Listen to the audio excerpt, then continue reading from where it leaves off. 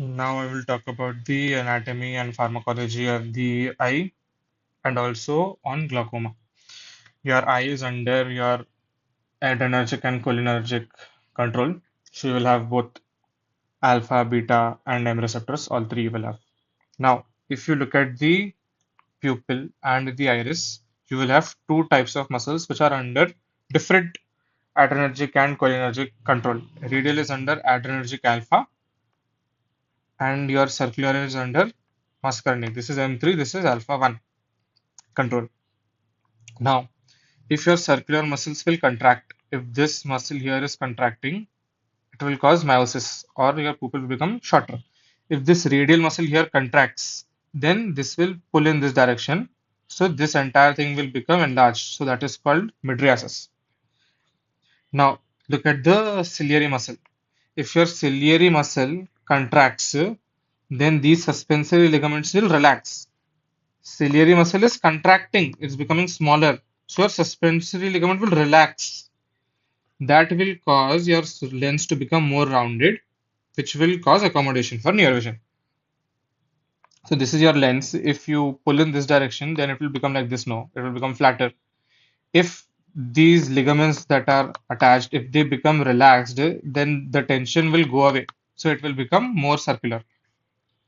So here one opposite relation is there. You have to remember if the ciliary muscle contracts, your suspensory ligaments will relax like that. Now the radial muscle is under alpha 1, the circular muscle is under M3 control, and your ciliary muscle is also under M3 control. So Chief Minister C's are with M, and then adrenergic are with alpha. Now mid-meiosis is a smaller name, so pupil will become smaller. Midras is bigger name, pupil will become bigger. If you can want to remember, you can remember it like that. So these three I just said. Now look at your eye from this side. Say for example, from the front you are looking at your eye. If you look at this plane, if you flip it like this, this is how it will look the cross section. So now here is your lens. Here is your cornea, sclera, sclerocorneal junction. In the posterior aspect of the sclerocorneal junction, you have the canal of Schlemm. Now, this is your iris. This space here is your pupil. Now, if we go behind the lens in the posterior chamber, the posterior chamber is also having your aqueous humor only. If you want, you can go and read in physiology anatomy properly. Posterior to the lens, you will have your secretory ciliary epithelium. Here, your ciliary body, ciliary muscle is there. So, this secretory epithelial, uh, this epithelium is under beta control. So, on adrenergic beta stimulation, it will produce fluid here, aqueous humor. If your aqueous humor is getting produced, your IOP will increase intraocular pressure. Now, look at these ciliary muscles. For example, this is ciliary muscle. Then, if it contracts, then this space will open up. If this space open up, here your aqueous humor is there. It will go in front of the iris and it will drain like this in your canal of Schlemm.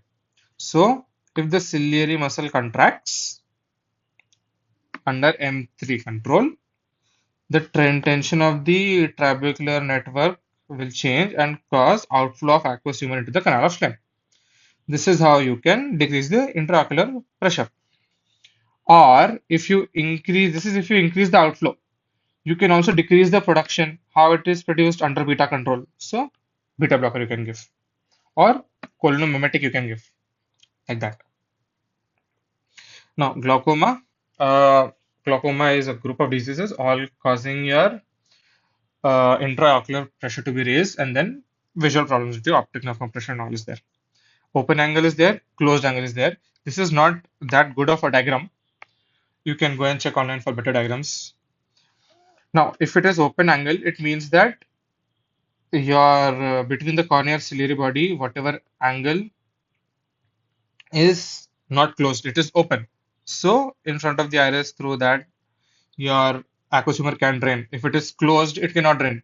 Now, for example, if it is anatomically, physically closed, then whatever drugs you give, how will that anatomical thing open up? Anatomical defect problem. So you have to do surgery only. Around the surgery, you can give some drugs so that it's better for you to operate. Those drugs are cholinomimetics, where they will contract this ciliary muscle, open up a little, but not enough for you to only pharmacologically treat the patient. Acetazolamide, it is a carbonic anhydrase inhibitor. It is an oral C inhibitor. So before the surgery, you can give the drug, and then because of the less amount of bicarb, your secretion will decrease. Osmotic agent to take out the water, whatever. These three are given before the surgeries, but not for pharmacological treatment. Only chronic form response to treatment due to whatever reasons, etiologies you will study afterwards. So pharmacologically treating, you can reduce the secretion or increase the outflow. Five different classes of drugs can be used: cholinomimetics, alpha agonists, beta blockers, prostaglandin F2 alpha analogs, C inhibitors, and our yeah. So one, two, three, four, five. These five can be used. Most popular are prostaglandin F2 alpha analogs and beta blockers. Beta blockers will decrease the synthesis. Prostaglandin F2 alpha will increase your outflow. Why are they popular? Because they are convenient once or twice daily dosage. The patient can themselves give the drops, or beta blockers, and also less side effects. But beta blockers will have some side effects, but it's topical, so not that many systemic effects. But still better of all of these. These two are most popular. Now, if you give cholinomimetics or myotics, pilocarpine, physostigmine, thiopate, these are direct cholinomimetics. These are cholinesterase inhibitors.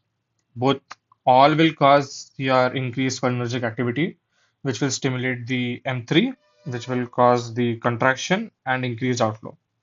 That is cholinomimetics. Beta blockers decrease the synthesis of aqueous humor. So by action on the secretory ciliary epithelium, timolol, betaxolol, cartiolol examples are there. C inhibitors, they will decrease the secretion due to low amount of bicarb. Dorzolamide and brinzolamide are there. Your PGF2 alpha, lansoprazole and bimatoprost, they will increase the outflow. Mechanism of action, you have very in detail, you have to go and see, not very perfectly known and not under your directly adrenergic and whatever cholinergic. So now alpha agonist. If you remember, generally, if you talk about alpha agonist, your clonidine is so alphas are generally sympathomimetics, but your alpha 2 clonidine was somehow a sympatholytic. That one exception you have to carry on here also. Apra clonidine will here also do something weird only. So even though a beta blocker sympatholytic is given for glaucoma, uh, alpha agonist should be a mimetic, but here if you give alpha to apraclonidine, it will decrease the secretion. This one, exact mechanism I do not know. This one exception you have to remember in almost all chapters. The clonidine is centrally acting uh, sympatholytic given in hypertension, if you remember. So that one exception here also decrease the secretion. And then one another exception you'll have is dipivefrin.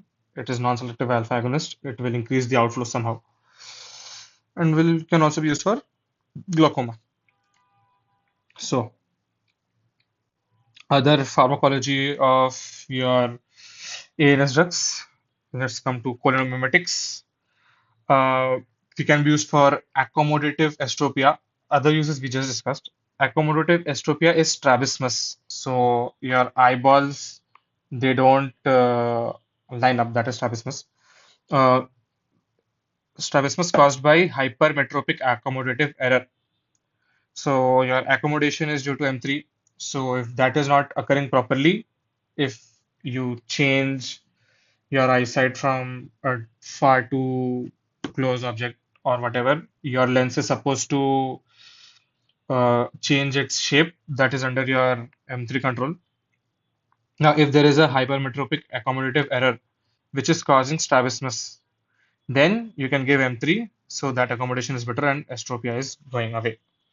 Muscarinic blockers will cause what you have muscarinic, which will contract and cause meiosis. If you block this meiosis, what will it cause? Mydriasis. So, muscarinic blockers are mydriatics.